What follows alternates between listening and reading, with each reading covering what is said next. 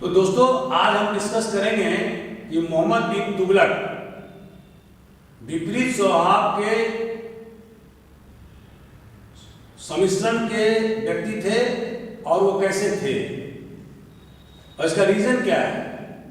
तो जैसा कि आपको मालूम है कि खलजी डायनेस्टी के समाप्त होने के बाद में गयासुद्दीन तुगलक मतलब मोहम्मद बिन तुगलक के पिता दिल्ली के सुल्तान बने और तुगलक डायनेस्टी की स्थापना किया। इसके बाद उनका सबसे ज्येष्ठ पुत्र मोहम्मद बिन तुगलक, जिसका पहले का नाम जौना खान था, उन्होंने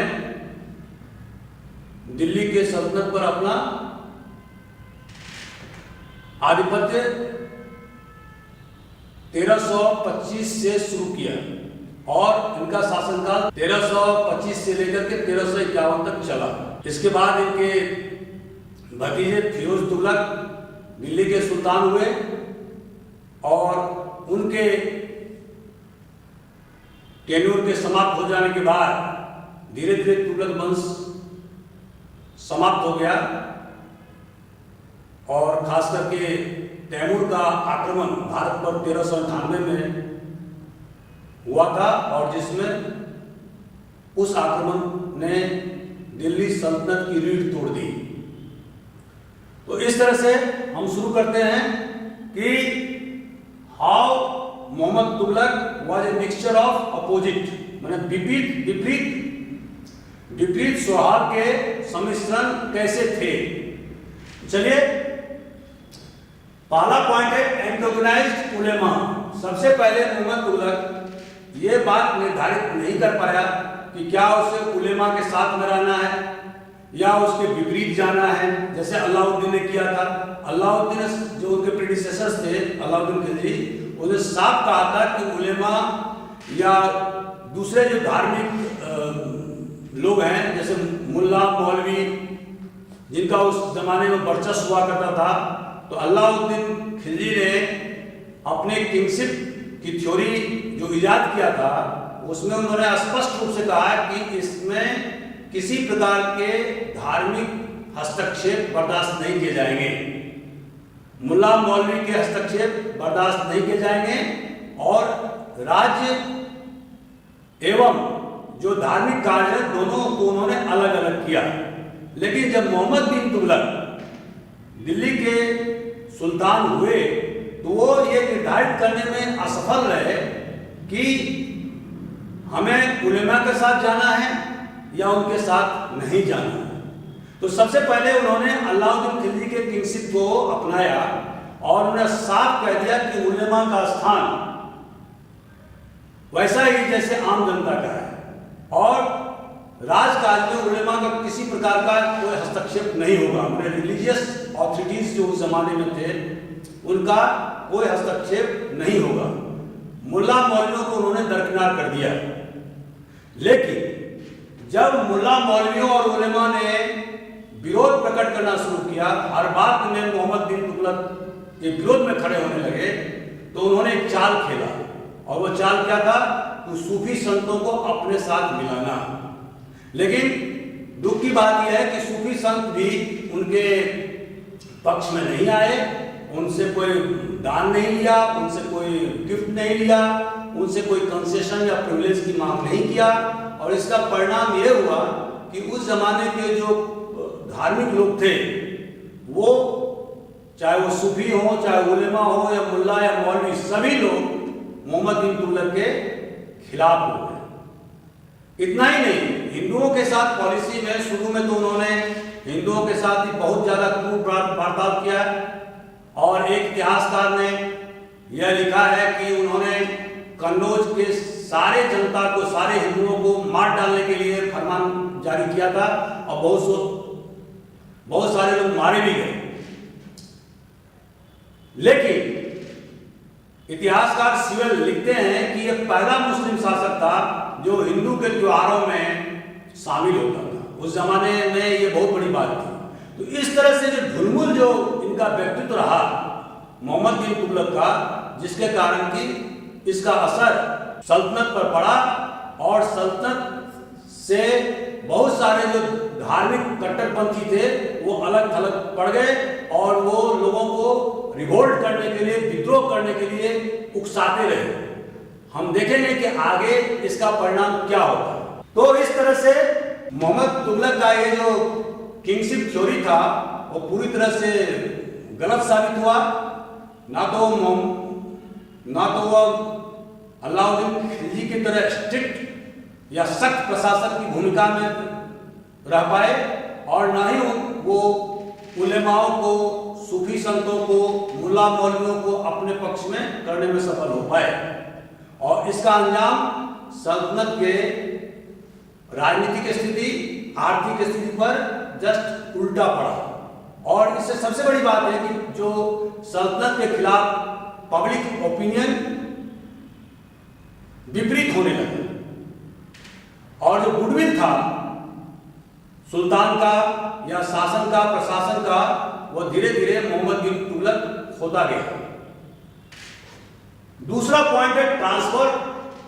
दूसरा जो एक्सपेरिमेंट है उनका, transfer of capital from Delhi to Daulatabad. Daulatabad को पहले देवगिरी बोलते थे और यह कार्य उन्होंने 1329 में किया। इसके पहले भी मोहम्मद तुगलक सुल्तान बनने से पहले पिता के निर्देश पर उन्होंने 2 बार वहाँ पर अटैक किया था। वहाँ के जो हिंदू शासक थे, काकतिया वंश के राजा थे, हिंदू राजा, उनको परास्त किया था और इस तरह से उनके शासन में आने के बाद, सुल्तान बनने के बाद उन्होंने पुनः दक्कन को अपने कब्जे में लिया। इस तरह से हम देखेंगे कि मोहम्मद तुगलक के समय में सल्तनत का विस्तार बहुत दूर तक हो गया था। मतलब यहाँ तक कि मदुरै और मालाबार ये सारे इलाके सल्तनत के अधीन हो गए थे और पूरा दक्षिण भारत मोहम्मद तुगलक के अधीन आ गया था। तो मोहम्मद ने यह सोचा कि चूंकि दिल्ली से दक्षिण भारत बहुत दूर है, तो इसीलिए उन्होंने ऐसी जगह राजधानी बनाना चाहा जहां से सभी जगह शासन प्रशासन किया जा सके। और चूंकि दौलताबाद का जो ज्योग्राफिकल लोकेशन था वो मिड सेंटर में था, इसीलिए उन्होंने दौलताबाद राजधानी बनाया। ये राजधानी 1329 से लेकर 1335 तक चला। बाद में इस राजधानी को वापस करना पड़ा। वहां उस जमाने के जो कॉइन्स मिले हैं उससे यह पता चलता है कि दौलताबाद दूसरी राजधानी थी। मतलब दिल्ली राजधानी समाप्त नहीं हुआ था, दिल्ली तो राजधानी थी, उसके साथ साथ दौलताबाद की राजधानी थी। लेकिन मोहम्मद बिन तुगलक ने अधिकांश मुस्लिम नोबिलिटी को दिल्ली से दौलताबाद जाने के लिए मजबूर किया। यहां तक कि जो स्लेव या और दूसरे जो मुल्ला मौलवी उलेमा या जो सूफी संत थे उनको दौलताबाद जाने के लिए मजबूर किया गया कि आप वहां चलें और वहां पर उन्हें क्वार्टर्स बनाए अलग अलग लोगों के लिए, अलग अलग प्रोफेशन के लिए अलग अलग मोहल्ले बनाए उन्होंने। दिल्ली से दौलताबाद के लिए काफी चौड़ी सड़क उन्होंने बनवाया, दोनों तरफ छायादार पेड़ लगाए गए, 2-2 किलोमीटर की सड़क की स्थापना की गई, पानी की व्यवस्था की गई ताकि लोगों को जाने आने में असुविधा का सामना नहीं करना पड़े। हर 2-3 किलोमीटर की दूरी पर उन्होंने खानका की व्यवस्था किया जहां पर कि कम से कम 1 या 2 सूफी संत जरूर रह सकें। तो इस तरह से उन्होंने इंतजाम किया और उनकी बहुत सारे जो ट्रस्टेड नोबल्स थे वो दौलताबाद गए।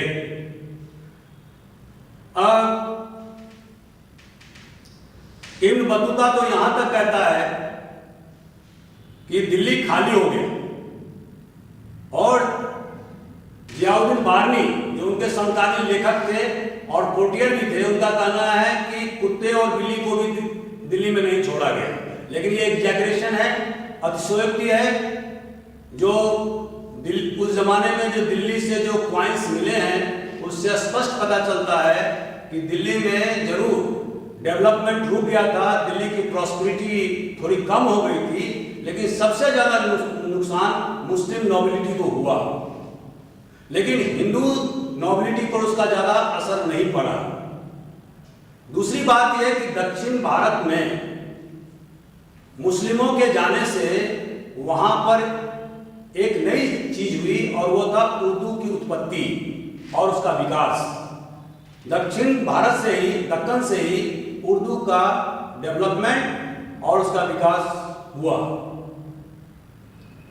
तो दोस्तों, इस तरह हम देखते हैं कि हालांकि ये जो एक्सपेरिमेंट था वो पूरी तरह से फेल हो गया। और फेल कैसे हो गया कि मोहम्मद तुगलक चूंकि इतने बड़े सल्तनत का बादशाह हो गया था कि उससे पूरे एरिया का कमांड एंड कंट्रोल समझ नहीं पा रहा था। और जब वो वहां पर दौलताबाद में था, उसी समय में मदुरई में, द्वार समुद्र में, मालाबार इलाके में विद्रोह हुआ और ये सारे विद्रोही अपने अपने सत्ता स्थापित कर ली। जैसे कि हम देखेंगे कि हसन गंगू 1337 में बहमनी राज्य की स्थापना किया, जो उनका खुद का जनरल था। विजयनगर साम्राज्य की स्थापना हरिहर और बुक्का नाम के दो भाइयों ने मिलकर के किया, हिंदू राज्य की स्थापना किया 1336 ईस्वी में। तो इस तरह से मोहम्मद बिन तुगलक के दक्षिण भारत प्रवास के दौरान ही विद्रोह होने लगे और मोहम्मद उसको कंट्रोल करने में सफल नहीं हुए। इसके अलावा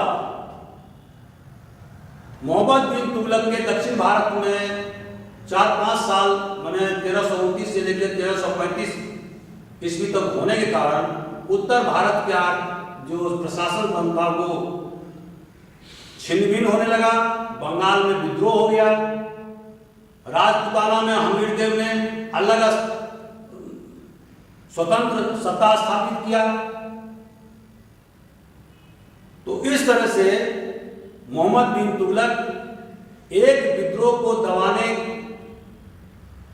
के लिए जाता था और दूसरा विद्रोह हो जाता था।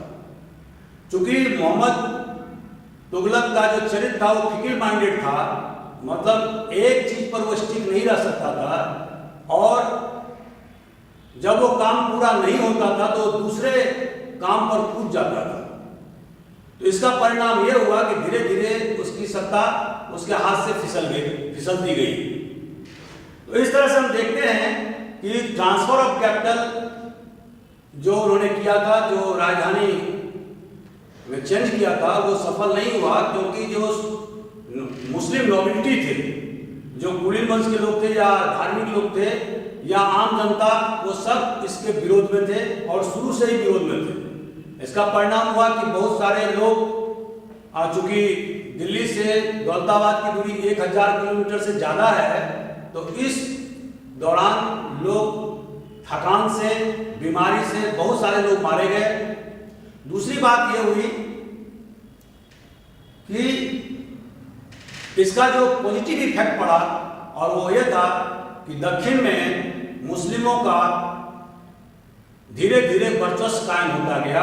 वहां पर एक से एक जनरल और बड़े बड़े नोबल्स वहां रहने लगे और जिसका परिणाम ये हुआ कि दक्षिण भारत में जो अभी तक मुसलमान शासकों से अछूता था, अब उन्होंने धीरे धीरे दक्षिण भारत में और दक्कन में पूरी तरह से मुस्लिम शासन स्थापित कर लिया। हालांकि मोहम्मद तुगलक का एम्पायर छिन्न भिन्न हो गया, लेकिन जो बाद में आने वाले जो मुस्लिम शासक थे वो बहुत दिन तक अस्थायी रहे। तो ये मोहम्मद बिन तुगलक का देन है कि उन्होंने दक्षिण भारत में भी मुस्लिम शासन को आगे बढ़ाया और हिंदू शासन धीरे धीरे समाप्त होते गए। हेलो दोस्तों, अभी तक आपने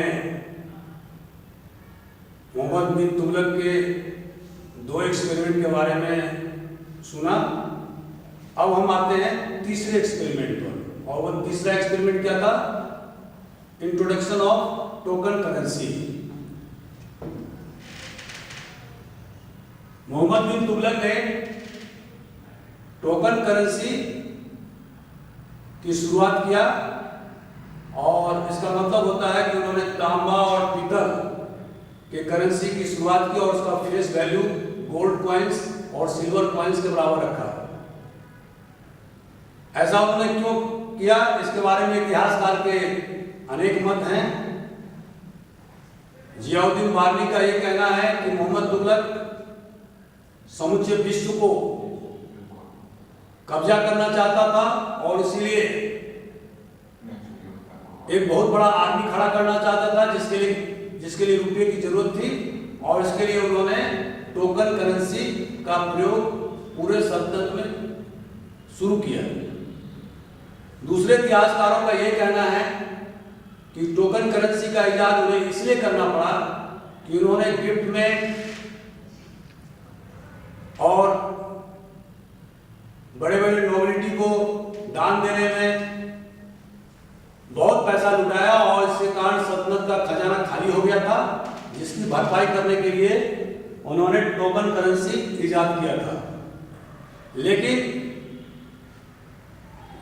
यह प्रयोग पूरी तरह से असफल हुआ, और जिसका कारण यह था कि जो टोकन करेंसी उस जमाने में इजाद किया गया था, उसमें सही ढंग का रॉयल सील, जो सल्तनत का सील होता है, और या उसका जो मेक होता है, वो इस कारगर ढंग से नहीं अपनाया गया था, जिसके कारण लोग उसकी नकल कर लेते थे। जो टोकन करेंसी था तांबा या पीतल में का, उसमें अरबिक और पर्शियन स्क्रिप्ट में वो लिखे हुए होते थे, और उसको नकल करना आसान काम था, और जिसके कारण से आर्थिक स्थिति पूरी तरह से चरमरा गई, ट्रेड एंड कॉमर्स पूरी तरह से बदहाल स्थिति में आ गया, और अंततः मोहम्मद बिन तुगलक को 1335 ईस्वी में इस प्रयोग को वापस लेना पड़ा, क्योंकि इब्न बतूता जो 1334 ईस्वी में उन्होंने मोहम्मद बिन पीरियड के काल का इतिहास लिखा है, उसमें इस चीज का उल्लेख नहीं मिलता है। तो इस तरह से यह प्रयोग भी असफल हुआ। एक दूसरा प्रयोग मोहम्मद बिन तुगलक ने किया था, खुरासान एक्सपीडिशन।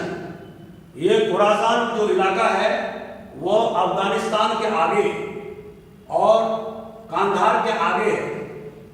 तो इन लोगों का ये कहना है, जिसको कि ट्रांस ऑक्सियाना भी कहते हैं। जैसे आपको पता है कि चंगेज खान की मृत्यु के बाद उनके वारिसों में फूट पड़ गया। हलाकू खान ने ईरान और इराक को अपने कब्जे में ले लिया, और तासमीरीन के कब्जे में ट्रांस ऑक्सियाना और तुर्किस्तान का इलाका आया। लेकिन जब तासमीरीन की मृत्यु हो गई, उसके बाद में उनके सक्सेसर बहुत वीक हो गए, कमजोर पड़ गए, और मोहम्मद बिन तुगलक को लोगों ने समझाया कि अगर आप वहां तक कब्जा कर लेते हैं तो इससे हिंदुस्तान की जो सल्तनत है वो पूरी तरह से सुरक्षित हो जाएगी।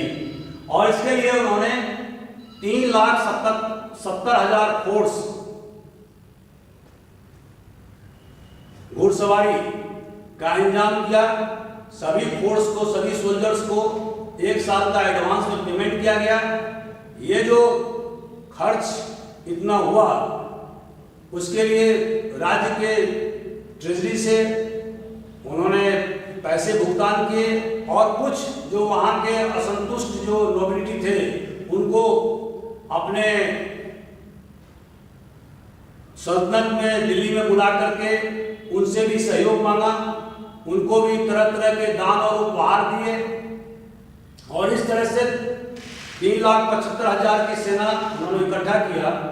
लेकिन मोहम्मद तुगलक ने ये नहीं देखा कि किस प्रकार के सोल्जर्स रिक्रूट हो रहे हैं। घोड़े पर डाक सिस्टम जो अलाउद्दीन ने शुरू किया था वो किए जा रहे हैं या नहीं किए जा रहे हैं। तो लोगों ने और खास करके अमीरों ने और जो मुस्लिम नोबल्स थे उन्होंने इसमें भारी धोखेबाजी किया और जो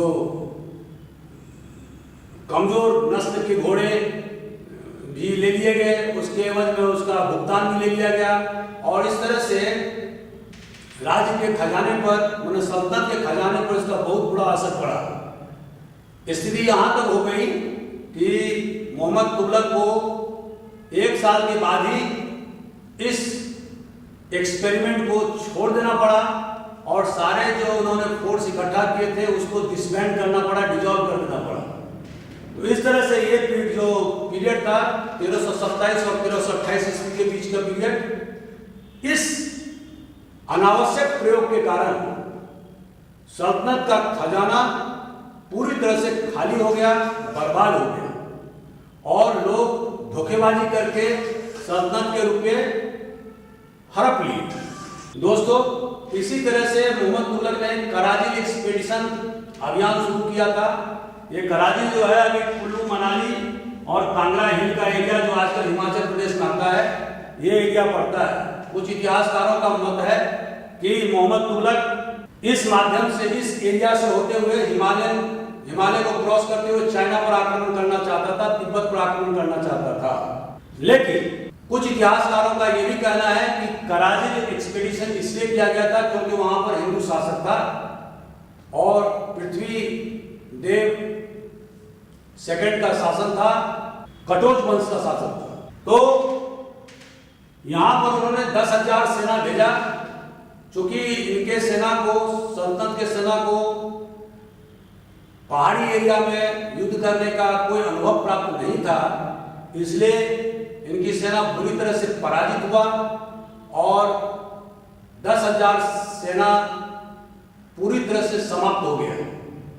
तो ये 1333 में यह अभियान छेड़ा गया था।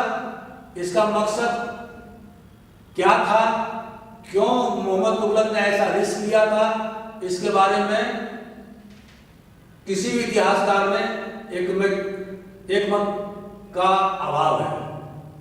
तो ये भी एक्सपीडिशन पूरी तरह से फेल हुआ। एक और जो एक्सपेरिमेंट मोहम्मद तुगलक ने किया था वो था गंगा यमुना के दोआब में टैक्सेशन करने का। यह 1329 में किया गया था और इसका मकसद था कि राजकोष में वृद्धि करना, जिसके लिए उन्होंने ग्रॉस प्रोड्यूस का, कुल उपज का आधा भाग टैक्स के लिए रखा।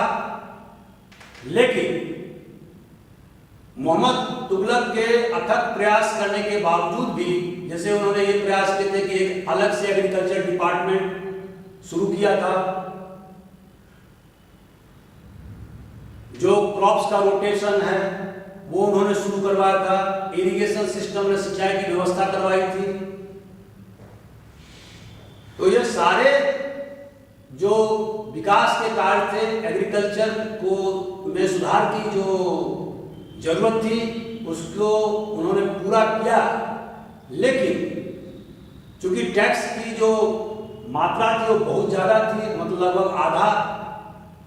यह कमर को टैक्स उन्होंने गंगा यमुना दोआब के किसानों पर लगाया था और इसमें भी जो सबसे ज्यादा नुकसान ये हुआ कि उसी पीरियड में अकाल बहुत ज्यादा उस इलाके में हो गया था, जिसके कारण से जनता त्राही त्राही कर रही थी। जनता ने विद्रोह किया, जगह जगह रिवोल्ट हुए। तो इस तरह से जो उनके द्वारा जो एग्रीकल्चर में जो सुधारात्मक कार्य किए गए थे उसका कोई असर नहीं पड़ा और अल्टीमेटली ये एक्सपेरिमेंट भी बुरी तरह से असफल हो गया। राजकोष में धन की वृद्धि के बदले में राजकोष में धन की वृद्धि माने कमी हो गई और जनता में असंतोष की भावना पनप गई। तो इस तरह से ये भी एक्सपेरिमेंट बुरी तरह से नाकामयाब रहा। हालांकि मोहम्मद तुगलक को समय ने साथ नहीं दिया और उनके द्वारा जितने भी एग्रीकल्चर में सुधार कार्य किए गए थे, अकाल होने के कारण से बुरी तरह से यह प्रयोग असफल रहा। इसके बाद में जो मोहम्मद तुगलक का जो अन्य जो एक्सपेरिमेंट था वो ये था कि जब कहीं विद्रोह होता था तो वो दबाने के लिए जाता था, उसके फोर्स दबाने के लिए जाते थे उसको, लेकिन अगर कहीं दूसरे जगह पुनः विद्रोह हो जाता था तो फिर वो वहां चला जाता था और फिर उसमें उस एरिया को कंट्रोल करने के लिए अपने जनरल्स को भेजता था। इसका दुष्परिणाम ये हुआ कि किसी भी प्रोविंस में उसकी सत्ता मजबूत नहीं रह पाई। उदाहरण स्वरूप जब बंगाल में विद्रोह हुआ, बंगाल में विद्रोह दबाने के लिए जब उसने फोर्स भेजा तो उसी पीरियड में राजपूताना में हमीरदेव के नेतृत्व में राजपूतों ने विद्रोह कर दिया 1336 में और राजपूताना को सल्तनत से आजाद करवा लिया। वहां फोर्स भेजने पर उन्हें पता लगा कि दक्षिण भारत में बहुत सारी जगह विद्रोह हो रहे हैं, तो वहां भी फोर्स को भेजा गया। इस तरह से मोहम्मद बिन तुगलक एक जगह से दूसरे जगह भटकता रहा और किसी जगह भी फोर्स को कंसंट्रेट करके उसको कॉन्संट्रेट करने के लिए उस जीत को कंसंट्रेट करने का कोई प्रयास नहीं किया। और इसका अंतिम नतीजा ये हुआ कि उनके समय में ही पूरा सल्तनत बिखर गया और अंतिम समय में 1351 में सिंध प्रांत के फट्टा में उन्हें तुगलक तागी के विरुद्ध में अपना अभियान छेड़ना पड़ा, लेकिन अभियान पूरा होने से पहले ही उनकी मृत्यु 1351 ईस्वी में हो गई। इस तरह से तुगलक एक जगह से दूसरे जगह भटकता रहा, किसी जगह कंसंट्रेट होकर के काम नहीं किया और उसका रिजल्ट ये आया कि पूरा सल्तनत उनके पीरियड में ही बिखर गया। तो एक समकालीन इतिहासकार ने तुगलक के बारे में ये कहा है कि he get rid of people, माने उन्हें जनता से छुटकारा मिल गई और जनता को मोहम्मद बिन तुगलक से छुटकारा मिल गई। समग्र दृष्टिकोण से हम देखते हैं कि मोहम्मद बिन तुगलक एक विद्वान व्यक्ति होने के बावजूद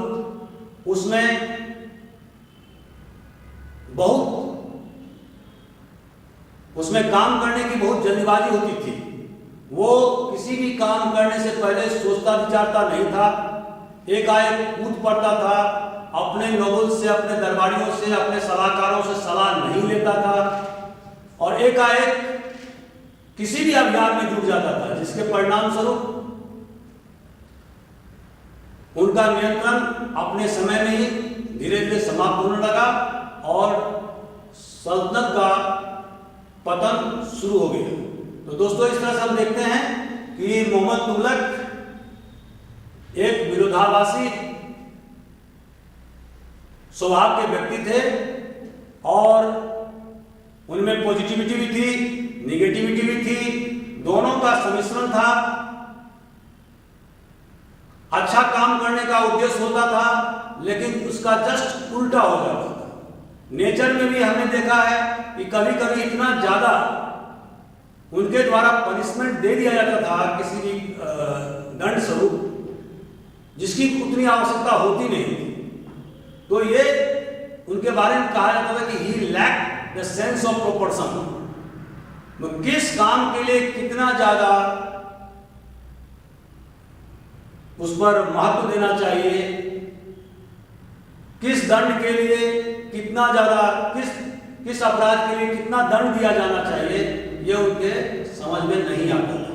इसलिए कभी कभी वो बहुत ज़्यादा पोलाइट हो जाते थे और कभी कभी बहुत ज़्यादा उग्र हो जाते थे, जिसके परिणाम स्वरूप जो बैलेंस था सल्तनत में वो विखंडित हो गया।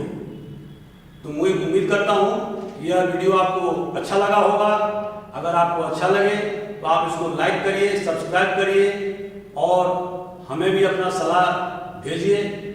उम्मीद करता हूँ कि आपके सलाह को मैं अगले वीडियो में जरूर शामिल करूँगा। Thank you very much.